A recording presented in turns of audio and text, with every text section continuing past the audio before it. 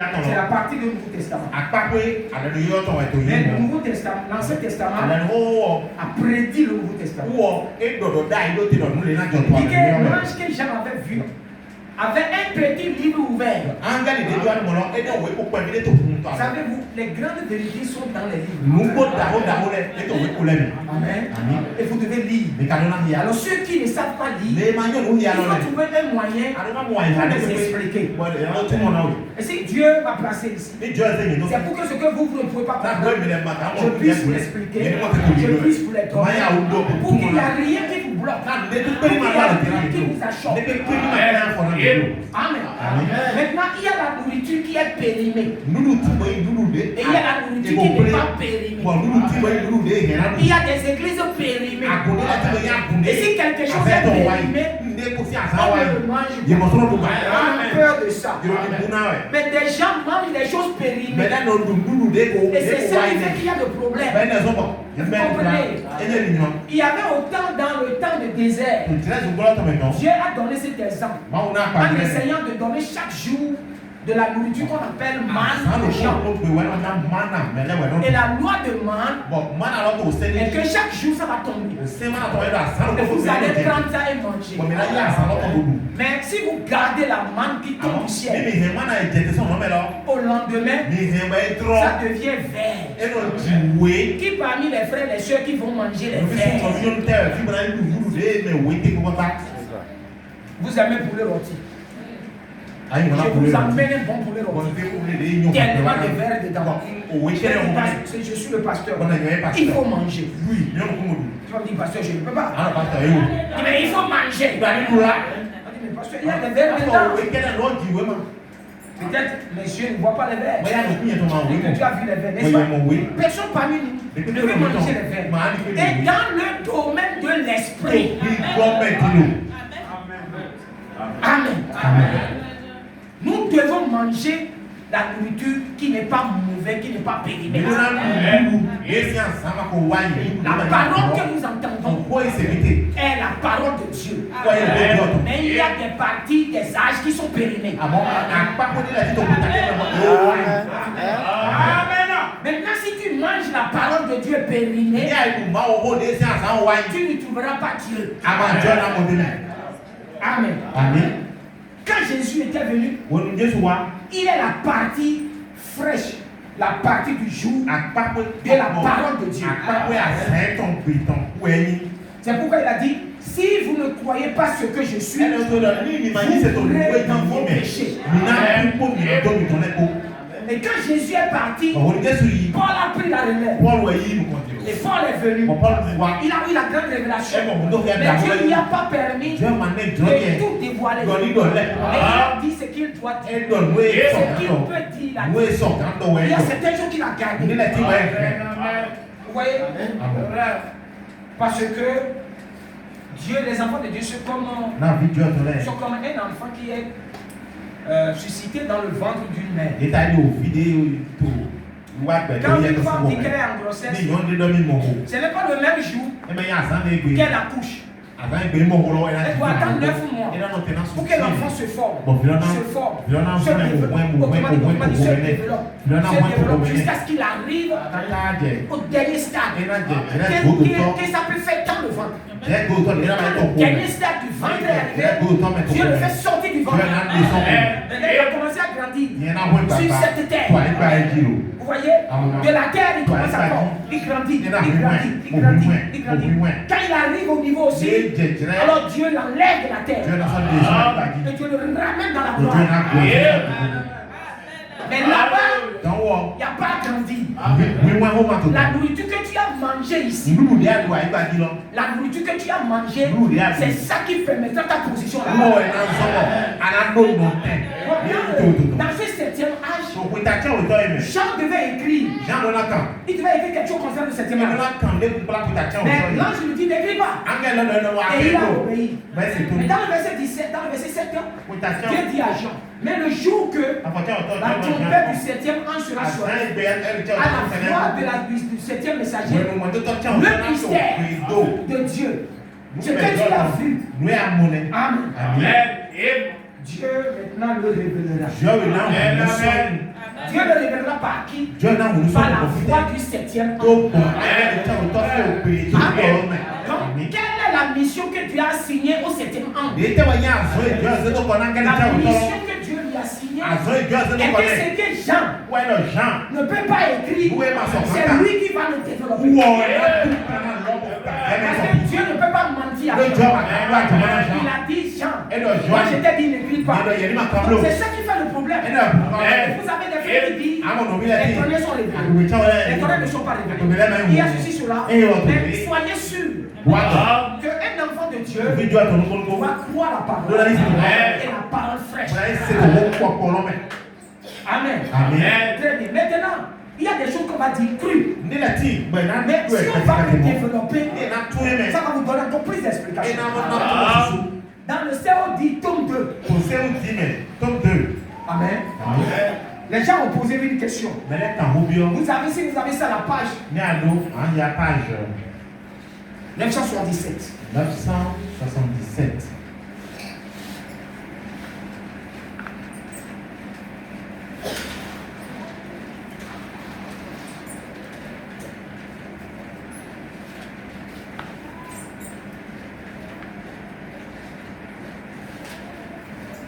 Parce que vous savez pourquoi on lit Moïse? Pour que les gens gardent toujours la vérité. N'est-ce pas les scribes les sacrificateurs quelquefois, nous remercions Dieu pour les bouches. Parce que quelquefois, si tu te perds, tu peux aller lire. Le prophète, quand il développait les choses, il a dit c'est comme le prophète de l'autre là. Le prophète Jérémie. Il veut payer un terrain. Le contrat de terrain, quand il a payé, il a rédigé le contrat. Mais comment on veut la mener pour le mettre en prison? Il a mis ça dans une vase. Et il a caché ça. Parce que si ça reste là-bas, quel que soit le temps, on viendra. Amen. Le livre aide beaucoup. Et nous-mêmes, nous sommes des vases dans lesquels Dieu veut mettre sa parole. Amen.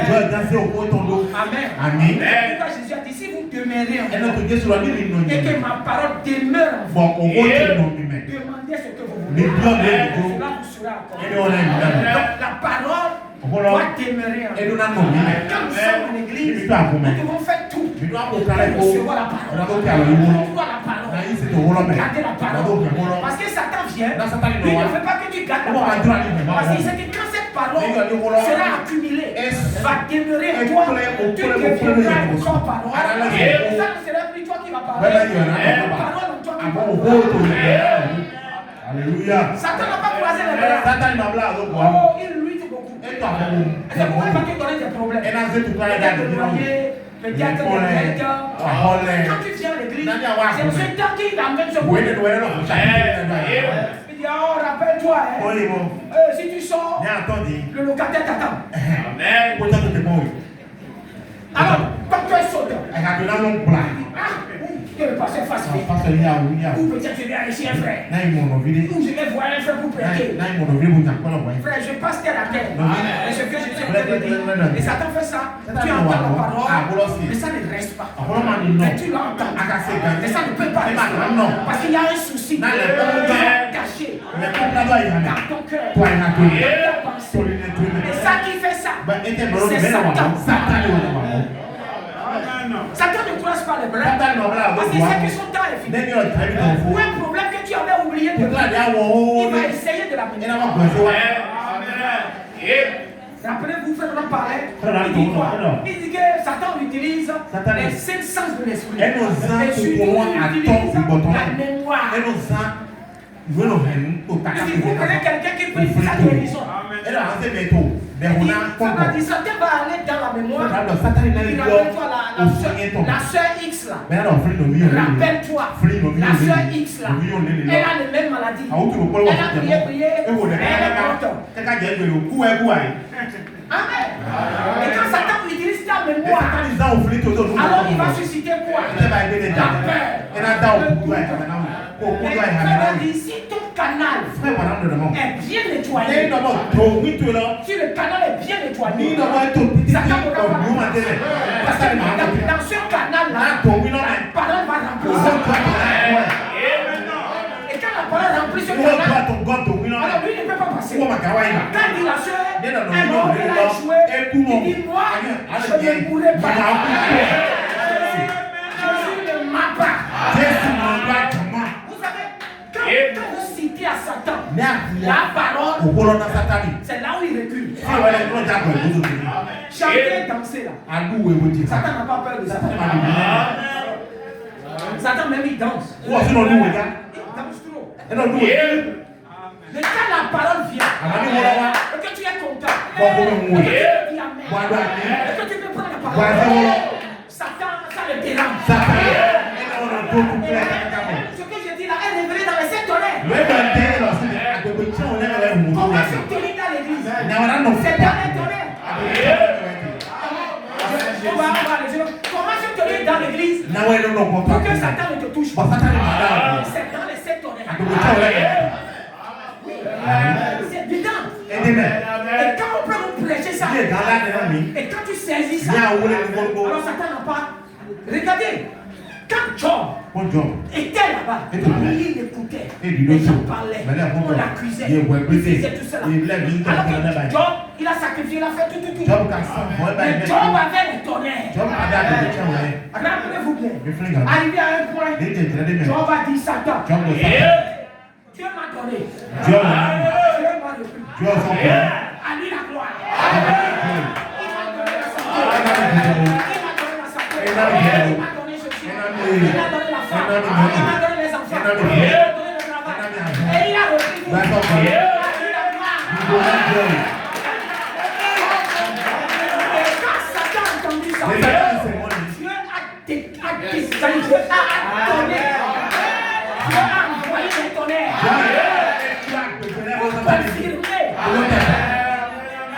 Amen. Quand on parle de tonnerre, ok, prenons un peu dans 2 Samuel, chapitre 22, verset 14. Quelqu'un a qu'à le lire, parce que regardez bien.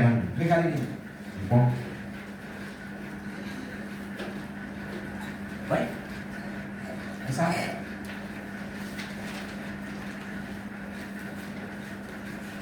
Vous avez tout. Quelqu'un a qu'à le lire. 2 Samuel, verset 14. Quelqu'un a vu? 2 Samuel, chapitre 2 Samuel, chapitre 22, verset 14. L'Éternel tonna des cieux, le Très-Haut fit retentir sa voix. Il lança des flèches et dispersa mes ennemis. Verset 14. L'Éternel donna des cieux. Il fait retentir sa voix. Les tonnerres lui fait la voix. Que Dieu donne des cieux. Et c'est sa voix. Amen. Très bien. Maintenant, ici, je lis ce que le prophète a dit. Maintenant, quand nous lisons, les gens ont posé la question, les 7 tonnerres qui correspondent, voilà. Les 7 tonnerres qui correspondent, les 7 mystères, ont-ils déjà été révélés? Ont-ils été révélés dans les 7 sceaux? Sans que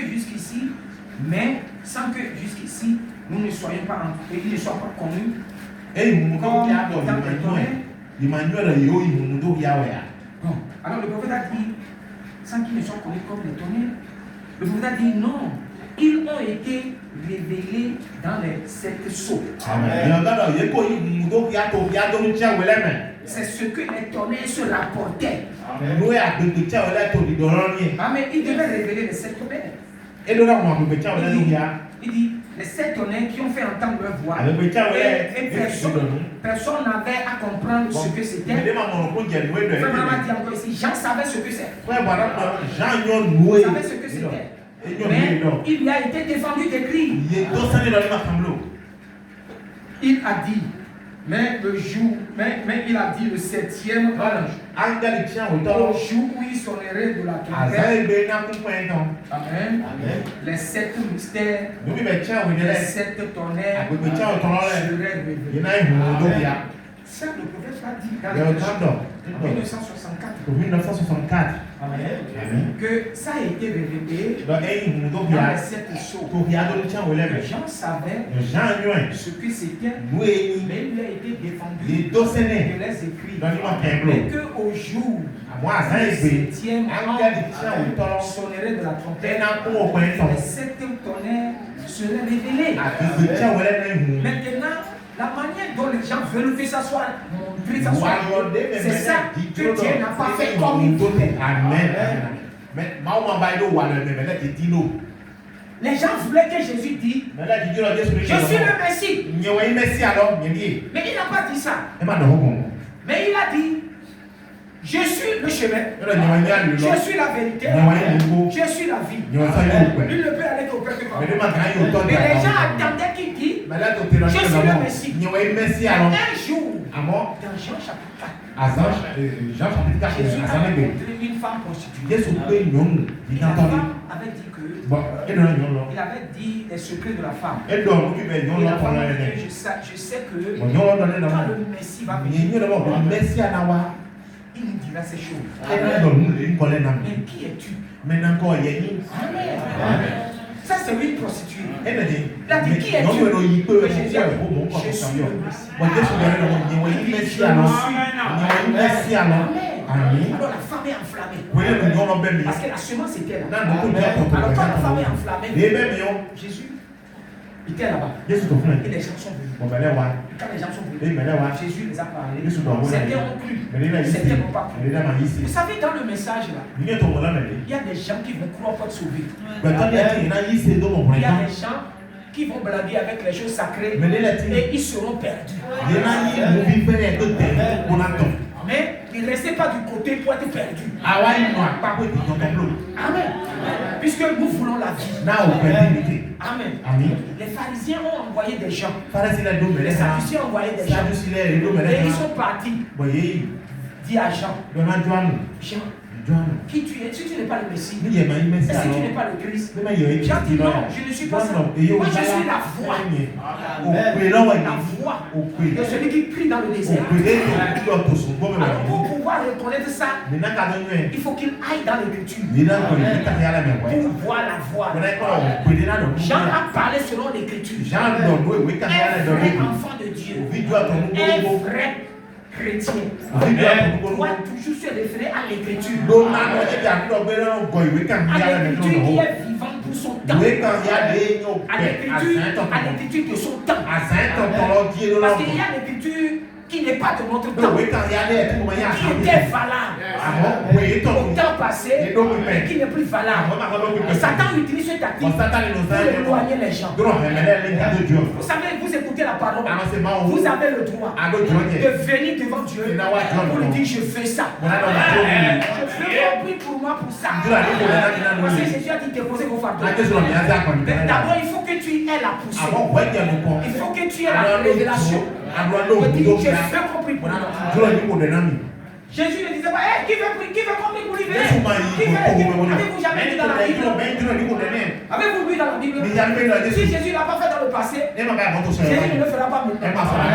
Qu'est-ce qui se passe souvent? C'est les gens qui savent que oh, Jésus peut faire ça. Donc quand je réfléchis le Seigneur, quand je réfléchis la personne, il peut prier pour vous. Vous avez le droit de demander. C'est vous. Parce que Jésus a dit que si vous avez la foi, je le peux. Mais tellement Satan utilise la peur, il utilise les yeux pour vous dire que Dieu ne peut pas. Vous savez, la foi, ce n'est pas ce que vous imaginez. La foi, c'est quelque chose que Dieu vous donne. C'est Dieu qui vous donne la foi. C'est pourquoi, et comment la foi vient? La foi vient de ce que vous entendez. Quelles sont les choses que tu attends? Quelles sont les choses que tu lis? Cela est là. Donc, ici, maintenant, regardez. Si vous regardez dans les 6 sons, Dieu a présenté les symboles. Dieu